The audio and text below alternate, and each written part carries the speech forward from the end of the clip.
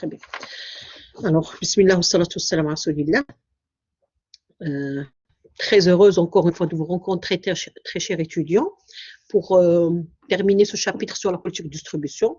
Vous vous rappelez la dernière fois, on avait entamé la première partie de ce chapitre en étudiant les fonctions de distribution. Maintenant, on va s'intéresser aux stratégies de distribution. Voilà.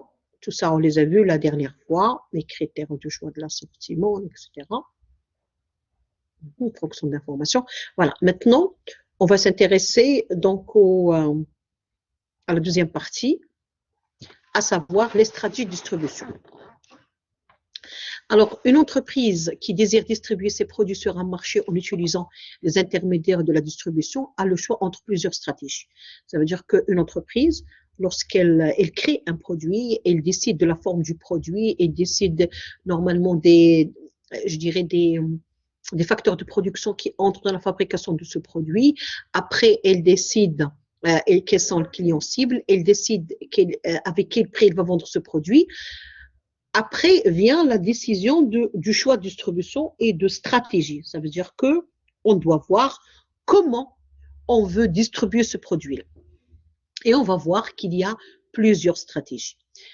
Alors, parfois, la nature de certains produits impose normalement une certaine stratégie de distribution. Par exemple, il y a des produits dont la vie est impactée par par le temps, comme par exemple les produits laitiers qui ont une date de consommation bien décidée. Alors pour ces produits-là, la distribution, les stratégies de distribution doivent être courtes. On ne doit pas avoir trop d'intermédiaires pour vendre le produit au client final. De même, des produits aussi qui sont impactés par l'environnement, par la température, par les différentes manutentions, ce sont par exemple le poisson. Lorsque le poisson frais. Si on est une entreprise qui propose la vente, qui propose à la vente le poisson, alors ces entreprises-là ne doivent pas choisir une stratégie très longue. On ne doit trouver que très peu d'intermédiaires afin de respecter les bonnes conditions de consommation de ce produit.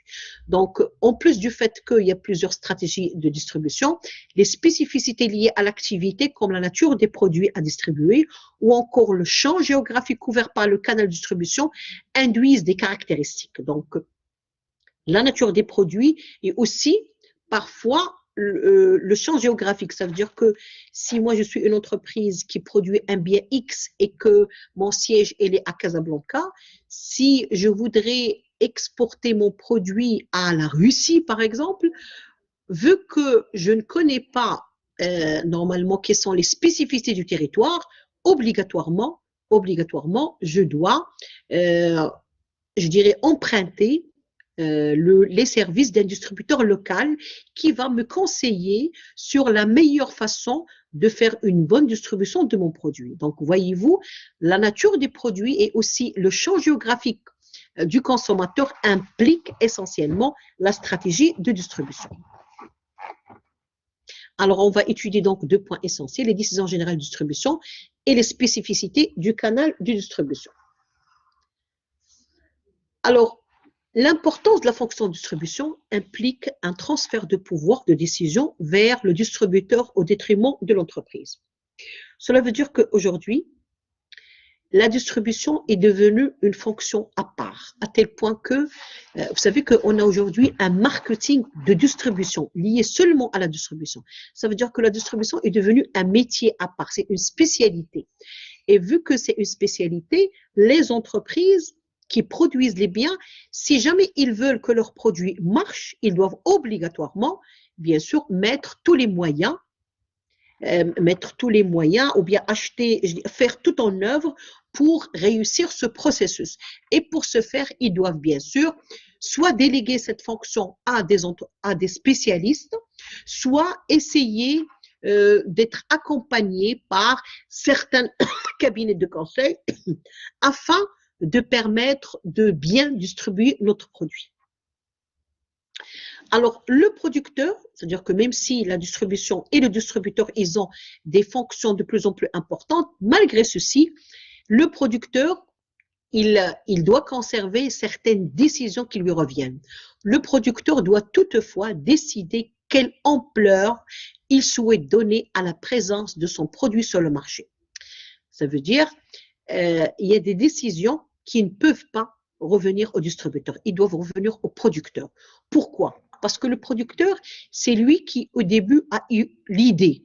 Et c'est lui qui a fait les études de marché. C'est lui qui a décidé quel est son client cible. Donc, en fonction du client cible, il doit décider de quelle ampleur il veut donner à son produit. Ça veut dire que, est-ce que c'est un produit qui est destiné à tout le monde? Ou bien est-ce que c'est un produit qui est destiné seulement à quelques personnes? Est-ce que c'est un produit qui demande une manutention particulière? En fonction donc de la nature de ces produits et de la spécificité ou bien de la philosophie du producteur, la stratégie de distribution va être différente.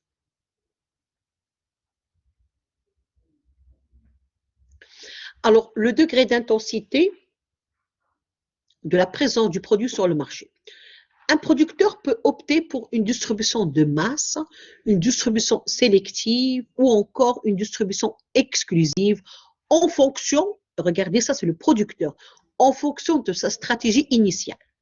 Alors là, on a donc trois stratégies de distribution. La distribution de masse, la distribution sélective ou la distribution exclusive. Alors, la distribution de masse, c'est lorsque on voudrait que notre produit soit distribué le maximum de lieux de distribution. On veut le trouver n'importe où. C'est donc un produit qui est destiné à monsieur tout le monde. Cette distribution de masse est une stratégie de distribution qui émane de la philosophie du producteur lui-même, parce qu'on sait que un produit qui bénéficie d'une distribution de masse, c'est ce qu'on appelle les produits de masse, c'est des produits où il n'y a pas de différenciation entre les produits. C'est les produits qui se ressemblent. Il est destiné à monsieur tout le monde. Alors, la distribution exclusive, c'est l'opposé de la distribution de masse. Ça veut dire, on décide de distribuer notre produit seulement dans quelques lieux. Moi, l'exemple type, c'est les pharmacies. Regardez pour les médicaments, on ne trouve les médicaments que chez les pharmaciens. C'est ce qu'on appelle une distribution exclusive. Ça veut dire que certains produits, on les trouve que c'est certains distributeurs. Par exemple, pour les bijoux, voilà, les bijoux.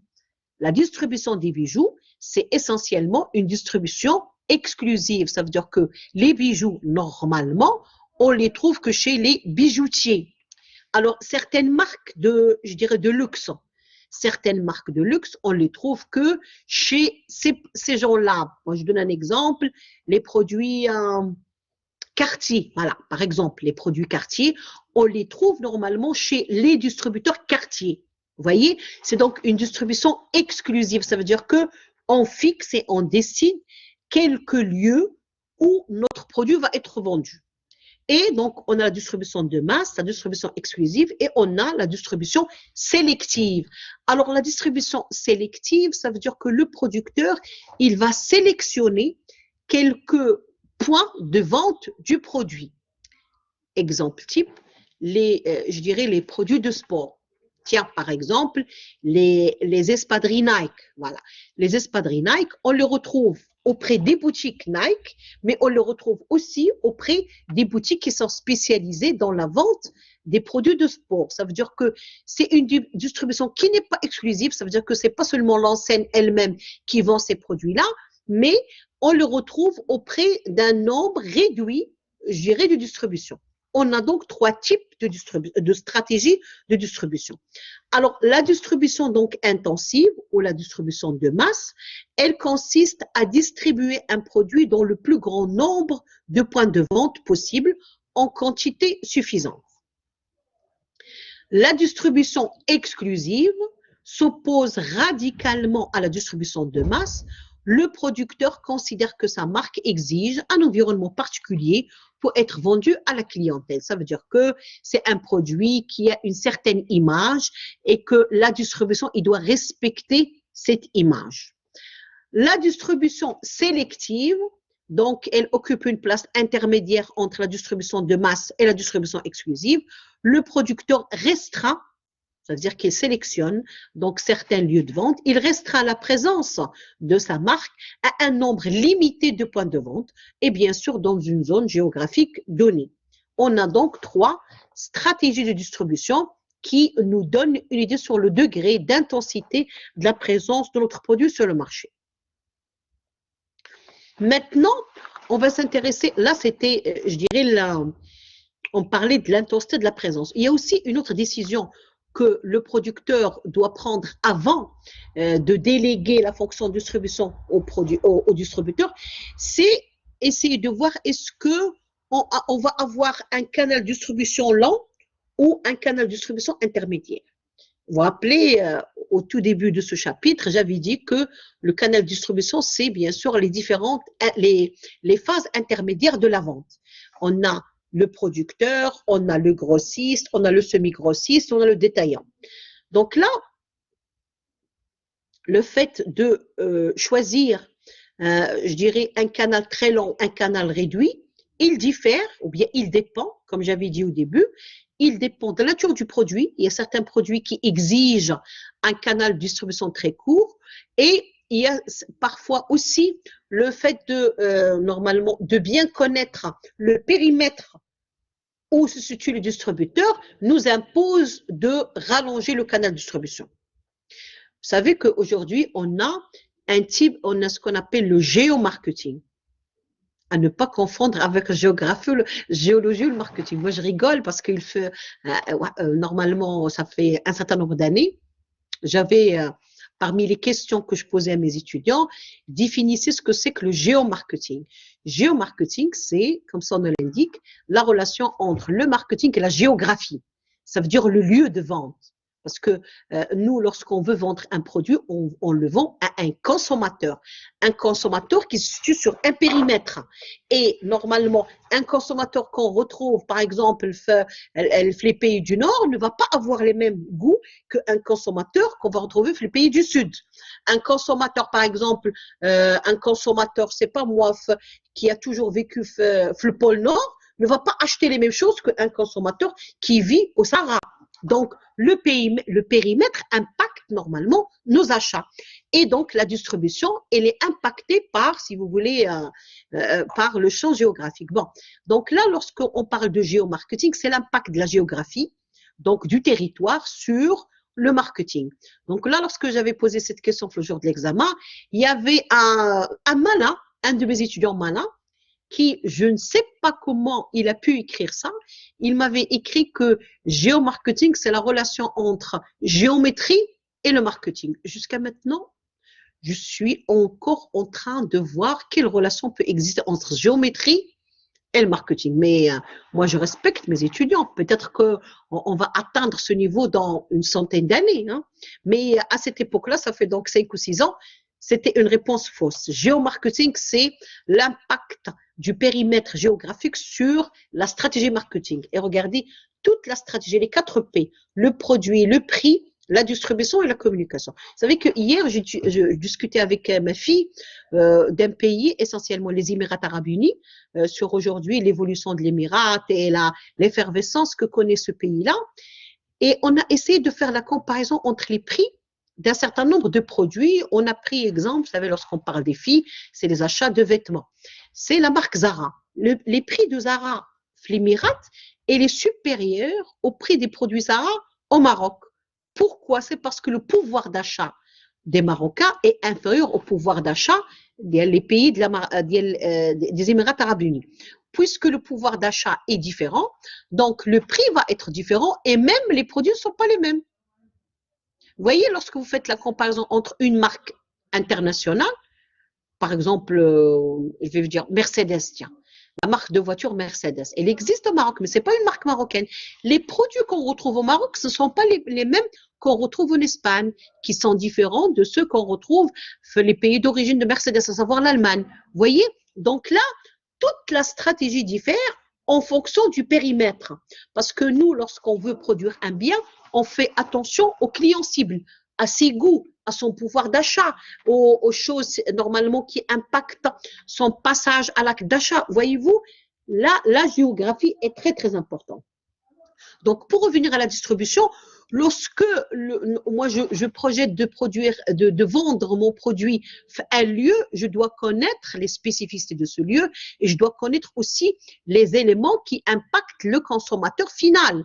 Donc parfois, si moi je ne connais pas ce périmètre, s'il est loin de moi, obligatoirement, je dois déléguer la distribution à un distributeur qui connaît qui connaît le périmètre en question. Ce qui fait donc la longueur du canal ou non, la longueur ou normalement ou pas du canal, cette longueur, il dépend et de la nature du produit et aussi des champs géographiques concernés. Le canal de distribution vise essentiellement deux objectifs. Minimiser le coût du produit proposé à l'acheteur et offrir à cet acheteur les services qu'il attend au moment de l'acquisition du bien en service. L'objectif, c'est ça, c'est essayer de répondre au plus au goût du client final, mais tout en minimisant les coûts. C'est notre objectif final. Cet arbitrage entre minimiser les coûts et proposer les meilleurs services se résume le plus souvent à deux options différentes. C'est intégrer la fonction de distribution ou la déléguer à un partenaire. Donc, ces décisions détermineront la longueur du canal de distribution. On propose alors le circuit court ou circuit lent. Donc, le circuit court, c'est avoir producteur, distributeur, détaillant ou client, ou parfois le circuit court, c'est producteur, détaillant ou producteur consommateur.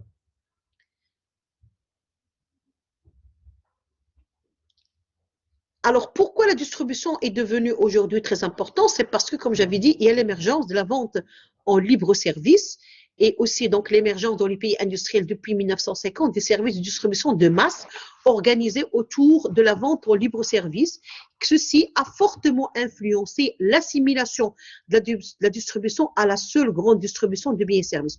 Aujourd'hui, on croit que la distribution, c'est essentiellement la distribution des biens et services, ce qui n'est pas le cas. Lorsqu'on parle de distribution, on parle de la distribution de tous les produits. Et cette distribution, cette stratégie, elle dépend essentiellement du produit lui-même, du producteur, du produit lui-même, et aussi, si vous voulez, elle dépend normalement du champ géographique couvert par ou bien où vit ce distributeur. Bien, alors là, donc je vais m'arrêter ici concernant la distribution pour dire que la distribution est donc un élément très très important qui est en train de se développer de plus en plus. N'importe quel producteur doit prendre en considération cette importance, il doit l'intégrer dans sa stratégie et il doit faire une évaluation pour voir est-ce que véritablement il peut répondre normalement à tous les prérogatives de la distribution ou est-ce qu'il va essayer de remplir lui-même cette fonction de distribution à ses risques et périls. C'est donc une décision qui n'est pas facile, mais ce sont aussi des décisions qui vont nécessairement impacter et l'image de l'entreprise elle-même et aussi la survie du produit. Donc, par ce diapositive, je termine ce chapitre et on va distribuer l'autre chapitre. Alors, on va revenir au partage, voilà.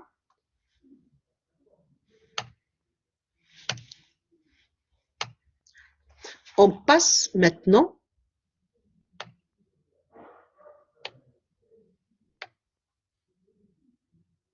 voilà.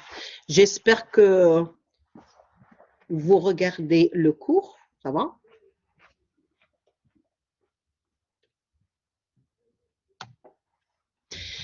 Alors, vous vous rappelez, on avait dit que la stratégie marketing, c'est les 4 P, la politique du produit, du prix, de la distribution et de la communication. On a parlé de la politique du produit, on a parlé de la politique du prix, on a parlé de la politique de distribution. Maintenant, il nous reste le 4e P qui est très, très, très, très important.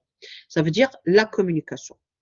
Alors, la stratégie marketing va au-delà de l'élaboration d'un produit, du choix de son prix, de son mode de distribution. Ça veut dire qu'il ne suffit pas de créer un produit, même s'il répond à un besoin chez le client final.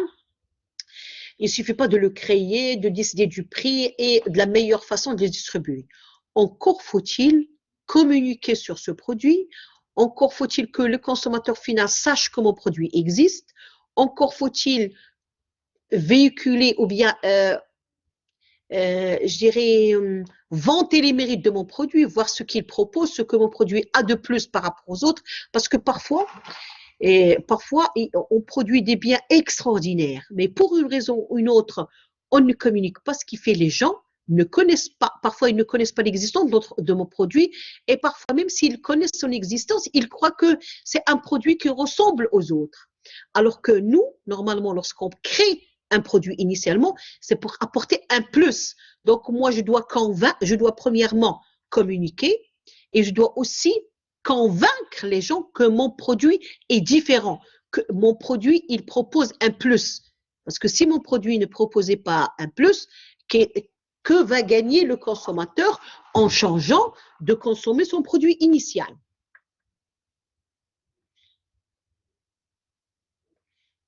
Le schéma de communication. Déjà, lorsqu'on parle, ici on parle de la stratégie de communication, mais pour parler de la stratégie de communication, il faut savoir ce que c'est qu'une communication et ce que c'est qu'un schéma de communication.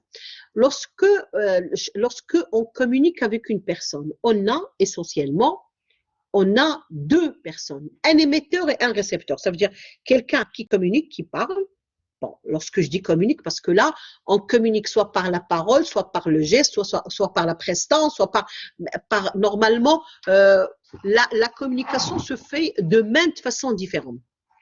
Donc, on a un émetteur et on a un récepteur. Ici, excusez-moi, je vais m'arrêter et après reprendre.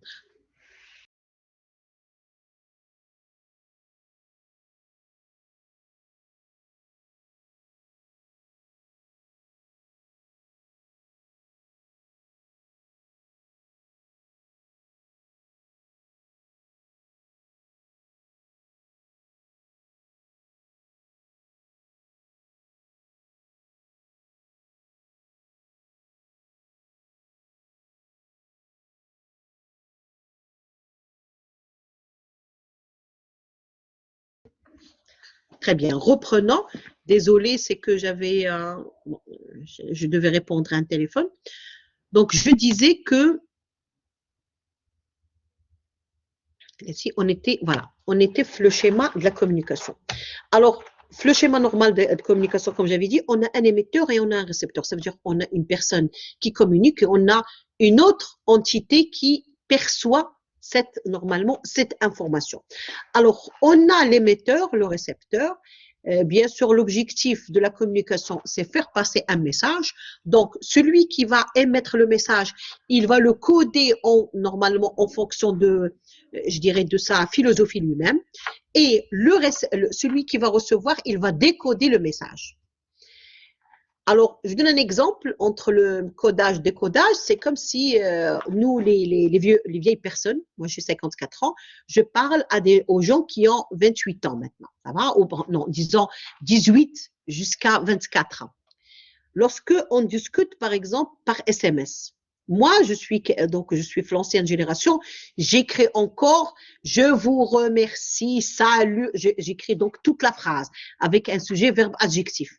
Les jeunes aujourd'hui, ils écrivent d'une autre façon. Vous voyez? Donc, si vous voulez, moi, lorsque j'envoie un message écrit à une personne, je vais l'écrire en fonction de ma philosophie, de mon histoire. La personne qui reçoit le message, elle le décoder en fonction de ses prérogatives à elle. Si on veut que le message arrive comme il se doit, il faut que le codage et le décodage se fassent de la même façon. Si le codage est différent du décodage, ça veut dire que le message ne va pas atteindre son objectif. C'est comme si moi je parlais berbère à des gens qui ne connaissent pas ce que c'est que le berbère. Eux, ils vont entendre du bruit, mais ils ne vont pas savoir décoder mon message, puisque eux, ce sont des gens qui n'ont pas les éléments de décoder mon message. Donc, pour que le schéma de communication réussisse, il faut que le codage et le décodage se fassent de la même façon. Et bien sûr, sans oublier le bruit. Le bruit ici, ça veut dire les facteurs qui constituent des freins contre normalement la réussite du passage de mon message. Et on a bien sûr après, le récepteur va aussi essayer de répondre et la réponse va suivre le même procédé. On aura la réponse qui devient le message, on aura le codage et le décodage. Donc si on veut que le message réussisse, il faut qu'on fasse attention qu'il y a deux entités qui discutent, un émetteur et un récepteur. Et que si jamais ces deux entités n'ont pas la même philosophie, les mêmes, je dirais, outils de codage et le décodage, cela veut dire que le message ne va pas atteindre ses objectifs. Il faut qu'on fasse beaucoup attention à ceci. Il y a beaucoup de personnes qui viennent pour vous expliquer une théorie, un problème.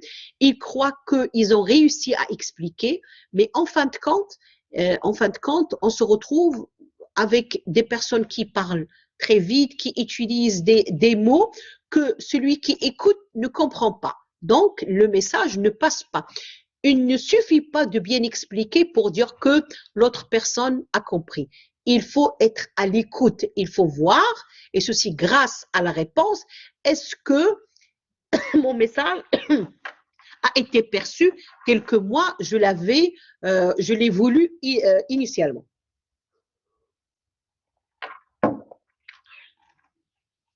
Alors, pourquoi une entreprise a intérêt à communiquer?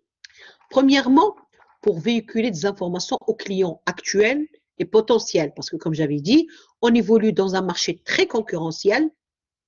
Donc moi, je dois faire savoir que mon produit existe et que mon produit ou service existe et que mon produit et service est meilleur, ou bien qu'il présente un plus par rapport aux autres produits. Donc là, c'est essayer de développer, d'améliorer normalement le niveau d'information concernant mon produit vis-à-vis des clients actuels et même des clients potentiels. Deuxième raison, le choix du client potentiel par le choix des médias. C'est que moi, lorsque je fixe mon client cible, c'est en fonction du client cible que je vais décider quel canal de communication utiliser. Parce qu'on va voir qu'il y a plusieurs canaux de communication.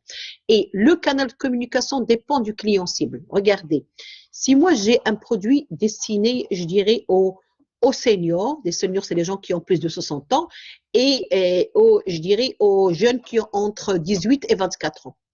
Est-ce que le canal de communication va être le même? Non. Pour les jeunes aujourd'hui, si ce n'est pas digitalisé, ils ne vont rien écouter.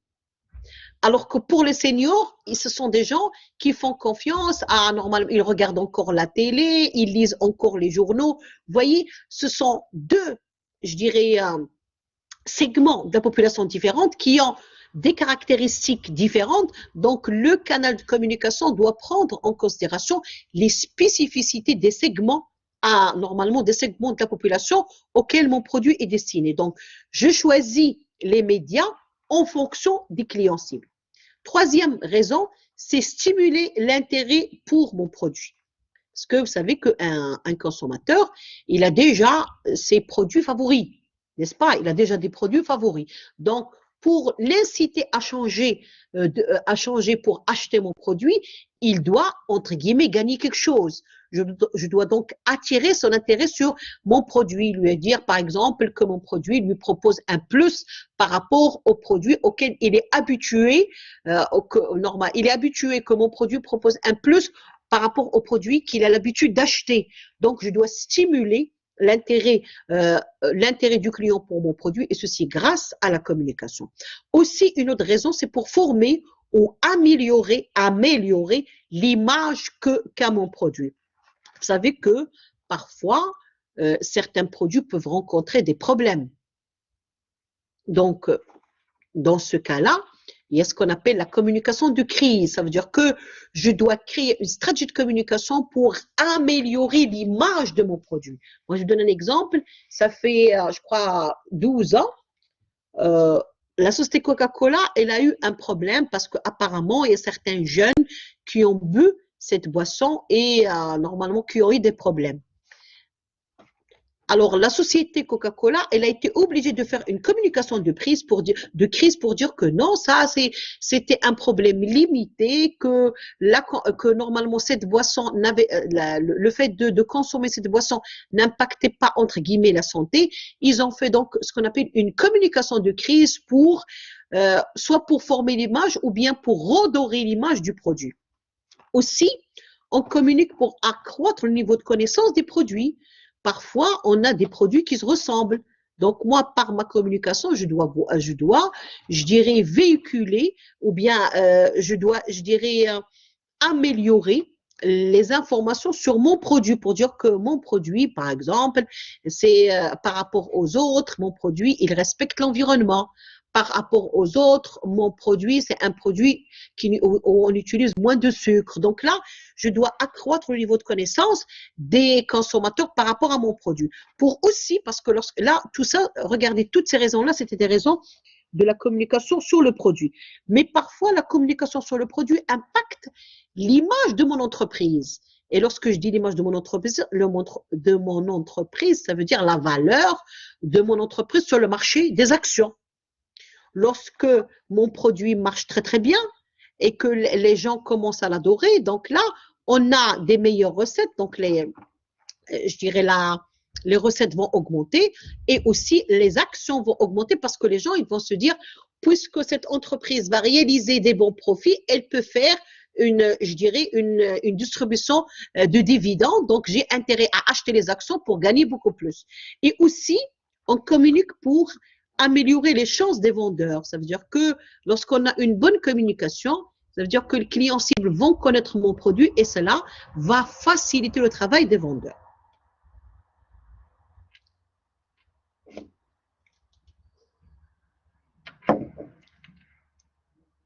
Alors, les moyens de communication dont dispose une entreprise, ils sont simples.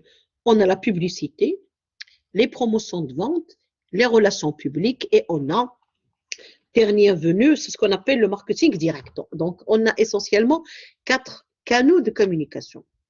Alors, la publicité, c'est bien sûr le fait de parler de mon produit, que ce soit dans le presse, ou bien on peut utiliser le mailing, ou utiliser les catalogues, ou le cinéma. On peut faire des publicités dans les journaux internes, dans les brochures, dans les posters. Donc, la publicité, c'est utiliser, ça peut être une publicité ça veut dire soit dans le télé, publicité aujourd'hui, même dans le revue. On a maintenant même les affiches qu'on retrouve qu'on retrouve la rue. Donc, tout ça, c'est des publicités. C'est un canal de communication très intéressant parce qu'il permet d'atteindre facilement le consommateur, mais ça a un coût. D'où parfois les entreprises n'ont pas tous les moyens, toutes les moyens pour faire de la publicité directe. Et parfois aujourd'hui, on va voir que c'est-à-dire que les moyens de communication sont développés à tel point qu'on peut faire une bonne campagne de communication à un coût moindre sans passer par la publicité à la télé ou dans les journaux ou bien emprunter les affiches parce que là ça demande un investissement énorme. Aujourd'hui, on peut innover et créer une stratégie de communication qui va pas coûter beaucoup. Alors, les promotions de vente, c'est lorsqu'on utilise, c'est les jeux et le concours, les loteries, les primes, les échantillons, c'est lorsque on propose des stands, des bons de réduction, des remises, animations. Donc, tout ça font partie des promotions de vente. On a les relations publiques. Alors, les relations publiques, c'est lorsque on parle du produit sans que le produit, je dirais, les relations publiques, c'est travailler sur l'image du produit lui-même. Donc, les relations publiques, c'est le dossier de presse, c'est les communiqués, c'est les rapports annuels, c'est le mécénat, le parrainage, le lobbying, les journaux internes, les événements, le sponsoring. Tout ça fait partie des relations publiques. C'est lorsque, normalement, on communique sur l'image du produit lui-même. Alors, le marketing direct, ou ce qu'on appelle normalement le marketing direct, c'est, si vous voulez, la digitalisation, ou bien c'est un pan de la communication nouveau. Alors, c'est quoi le marketing direct? C'est un système interactif qui utilise un ou plusieurs médias pour obtenir une réponse ou effectuer une transaction à n'importe quel lieu. Alors, le marketing direct, c'est lorsque on essaie de diminuer ou d'éliminer les intermédiaires entre le producteur et le consommateur final. C'est une technique qui n'est pas nouvelle. Vous savez qu'avant, on faisait du porte-à-porte. C'est une technique qui n'est pas nouvelle, mais qui est revenue à la mode aujourd'hui. Pourquoi? Parce que ça permet un contact direct entre le consommateur et le producteur. Alors, pourquoi le marketing direct il s'est beaucoup développé dernièrement? C'est parce qu'on a ce qu'on appelle la démassification des marchés. Ça veut dire qu'on a beaucoup de marchés aujourd'hui. On a énormément de marchés et on peut passer gratuitement d'un marché à un autre. Donc, le fait qu'on a plusieurs produits, on a plusieurs marchés et le fait qu'il y a une concurrence accrue incite le producteur à chercher des moyens pour toucher directement le client. Aussi, l'augmentation des coûts du transport, c'est que le fait que normalement, moi pour pouvoir vendre mon produit, j'irai à un autre lieu, je suis obligée de le transporter et d'avoir aussi une boutique, le lieu normalement, le lieu où je vais rencontrer le client final. Dans ce cas-là, c'est donc des coûts qui augmentent. Alors que le vente direct, c'est simple. Moi, je vends directement au client et c'est lui qui va, entre guillemets, qui va essayer de trouver des moyens pour venir récupérer son produit. Alors, la congestion des routes, ça veut dire que donc là, la vente directe et le marketing direct devient une solution pour ne pas utiliser les routes. C'est donc on a une relation directe entre le client et entre le client et le producteur. C'est qu'au lieu que le client va prendre sa voiture pour aller vers un distributeur et essayer de faire la comparaison, essayer de faire les courses et chercher à acheter les produits, maintenant, le client, il est chez lui ou il est sur son bureau, donc il est là, je dirais, il va ouvrir son poste, il va aller voir un site et essayer et faire des achats sur le site. Ce qui fait, ça lui permet normalement de diminuer le coût du transport parce que là, il est chez lui ou bien dans son bureau et ça lui permet aussi de ne pas trop perdre du temps faisant embouteillage. Alors, le manque de temps, c'est vrai qu'aujourd'hui, les gens, ils sont très pris, donc on n'a plus le temps pour prendre un après-midi pour aller faire les courses. On est intéressé par faire les courses sur Internet. On a aussi donc l'absence de file d'attente. Les gens ne veulent plus perdre leur temps. Aussi, le fait qu'on a de plus en plus de boutiques qui ouvrent 24 heures sur 24 et 7 jours sur 7. Donc là, on se dit, j'ai la possibilité d'intégrer et d'acheter normalement sur Internet à n'importe quel moment. Livraison, donc la livraison rapide et facile, les articles de spécialité. Maintenant, on a des ordinateurs de plus en plus puissants, on a des banques de données et les coûts élevés de force de vente. Donc, tous ces éléments-là poussent le consommateur final à utiliser de plus en plus le marketing direct. Et nous, au Maroc, cette année, à cause de la pandémie du coronavirus, on a été, et vu qu'avec le corona, il y avait bien sûr l'interdiction de trop circuler sur le territoire pour ne pas, pour ne pas attraper ce virus, ce qui fait les gens, ils ont beaucoup utilisé le marketing direct en essayant d'intégrer les sites et en essayant d'acheter sur Internet. C'est donc un outil intéressant qui permet aux clients, normalement certaines catégories de clients qui ne veulent pas se déplacer ou qui n'ont pas les moyens de se déplacer ou bien qui ne peuvent pas se déplacer, les personnes qui sont malades, les personnes qui sont âgées. Là, avec cet outil du marketing direct, ça leur permet de faire leurs courses tout en étant chez eux. Alors, les avantages du marketing direct pour le client. Donc là, comme on avait dit, il est plaisant, commode, sans tracas. On a un gain de temps. Le client, il a un plus grand choix parce qu'il peut normalement intégrer plusieurs sites et faire la comparaison des prix et aussi de la qualité.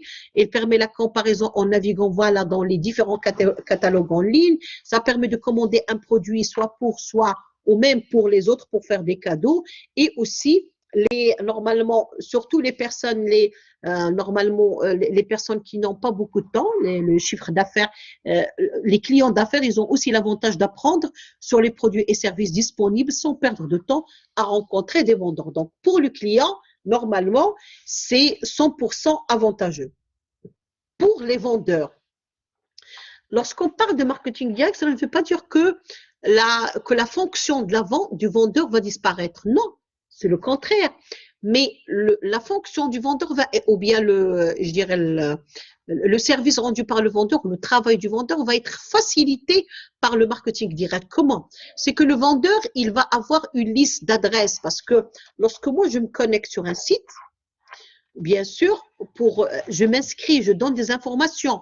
Ce qui fait normalement la société qui a créé ce site, et là, elle va avoir une liste d'adresses des différents clients et des goûts des clients. Donc là, le vendeur, il dispose d'une liste d'adresses.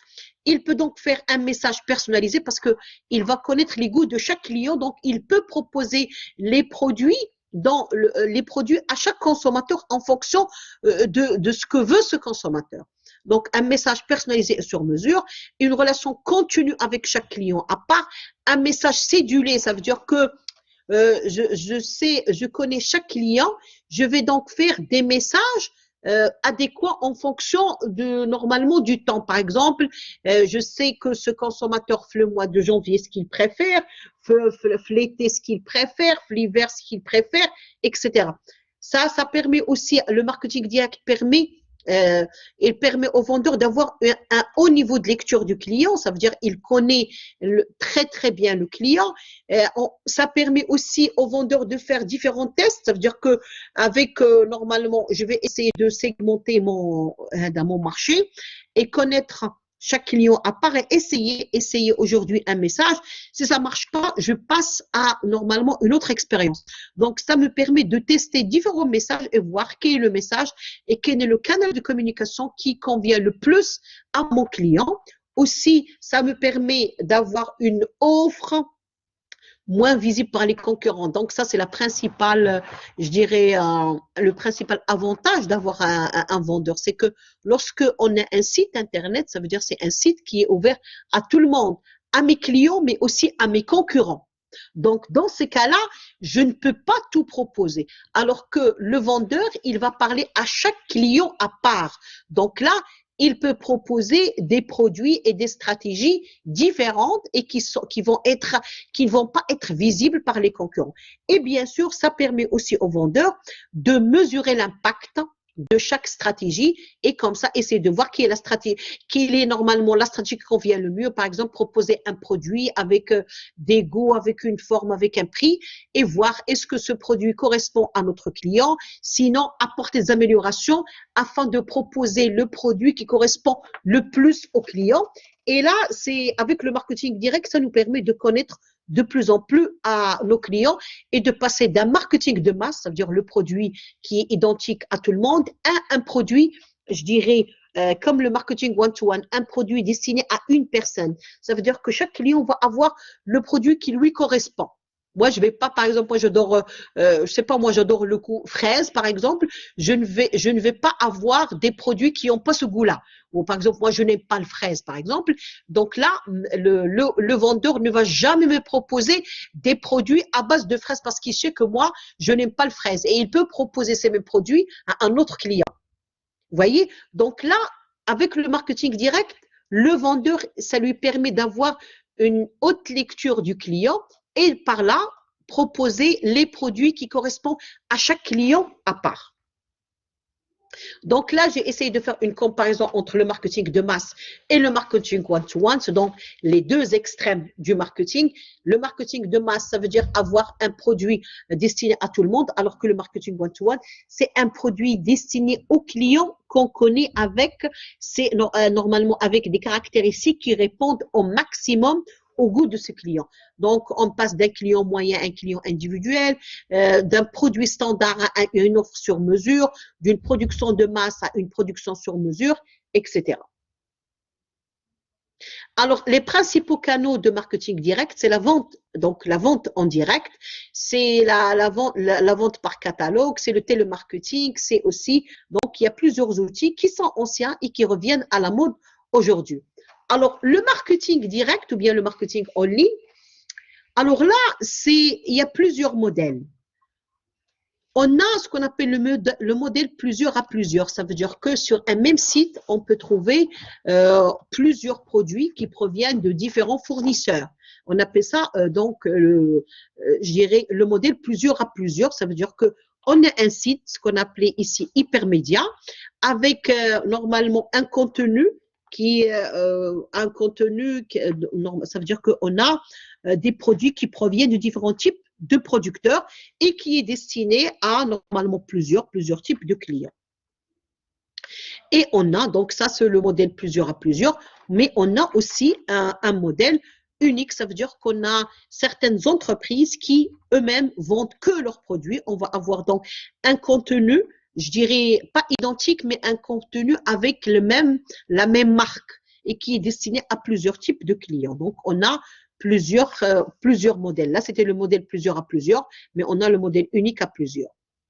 Alors, les avantages du marketing en ligne, c'est comme pour le marketing direct, parce que le marketing en ligne fait partie du marketing direct. Donc, c'est la commodité, l'information, moins de tracas. Les avantages pour les marketeurs, c'est bien sûr l'ajustement rapide des conditions de marché. Ah, ce marché, c'est écrit, un coût moins élevé, c'est bien sûr essayer d'établir la taille de leur audience et essayer aussi donc d'avoir des retombées sur l'investissement. Alors, les moyens de marketing en ligne, c'est une présence Internet, une présence électronique sur Internet, c'est la publicité en ligne, c'est le fait normalement aussi participer dans les forums, c'est les newsgroups, c'est les bulletins boards, c'est les communiqués web. Donc, ce sont, si vous voulez, les différents moyens du marketing direct. Alors, en conclusion, on peut dire que la communication, c'est un outil c'est, je dirais, c'est un ou bien un facteur ou une variable d'une marketing mix qui est très intéressante, qu'il faut prendre au sérieux et qui doit être adaptée, premièrement, à l'évolution, je dirais, du marché, à l'évolution des goûts des clients et aussi aux disponibilités financières de l'entreprise. On n'a pas, c'est-à-dire que normalement, la communication, on peut dire qu'il y a un seul outil qui marche. Ce qui marche sur la communication, c'est l'innovation. Il faut innover. Et parfois, c'est l'innovation dans la stratégie de communication qui nous permet de bien réussir un produit. Alors, pour conclure ce cours, parce que normalement, moi, dans mon cours, je prends beaucoup plus de temps parce que je donne beaucoup plus d'exemples. Et dans mes cours, je pose toujours des questions directes à mes étudiants. C'est-à-dire que je leur dis, écoutez, vous travaillez ce point-là, ce point-là, ce point-là, et je vous pose des questions sur ça. Vu que cette année, on n'a pas eu la chance d'être en contact, je vais donc vous envoyer un travail, un devoir à faire, et vous êtes obligés de me répondre sur ce devoir. Sinon, vous n'allez pas avoir des notes. Donc, le devoir, il comptera pour la note de l'examen. Ce sera un plus. Ça, c'est un travail qui me permettra de voir quelles sont les personnes qui suivent, quelles sont les personnes qui veulent faire des recherches et quelles sont aussi les personnes qui veulent améliorer leurs notes. J'espère que vous allez tous avoir des bonnes notes, Inch'Allah. Et j'espère que je vais vous voir, Inch'Allah, dans le semestre prochain. Bonne chance. Et ça a été un plaisir je dirais, de discuter puisque je parle à moi-même. Mais c'est un plaisir de vous donner ce cours. J'espère qu'Inch'Allah, cette pandémie va disparaître et que je vais pouvoir vous rencontrer. Au plaisir de vous revoir et salam alaikum wa rahmatullah.